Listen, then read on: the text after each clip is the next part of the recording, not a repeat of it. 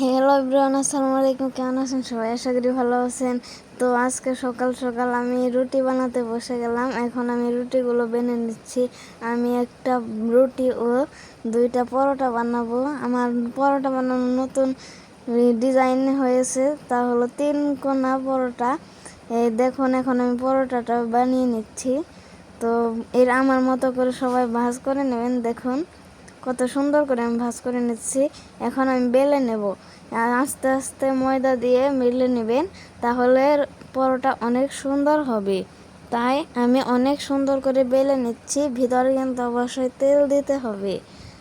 এরকম করে আমি 2টা পরোটা বানিয়ে নেব। আমার মতো করে সবাই বানাবেন।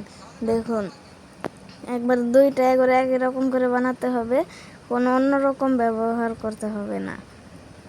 দেখুন, আমি এখন বেলে নিচ্ছি 2টাই। তো এটার ভিতরে আমি তেল দিয়ে নিচ্ছি, আবার ওই রকম করেই ভাঁজ করে নেব এখন। তো আস্তে আস্তে ভাঁজ করবেন, তাড়াহুড়া করা যাবে না, তা নাহলে আমার মতো ভুল হয়ে যেতে পারে। তো এখন আমি এইটাও বেলে নেব ভালো করে ময়দা দিয়ে।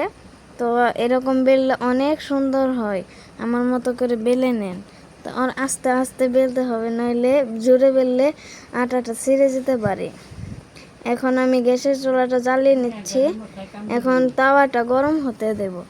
তারপর এই দেখেন আমি কত সুন্দর সুন্দর রুটি বানিয়েছি, এগুলো এখন ভেজে নেব। তো রুটি ভাজার সময় তেল দিতে হবে না, পরোটা ভাজার সময় তেল দিতে হয়। এ কারণে আমি রুটি এভাবেই ভেজে নিচ্ছি। দেখেন কত ফুলকো ফুলকো রুটি হচ্ছে, এত সুন্দর রুটি।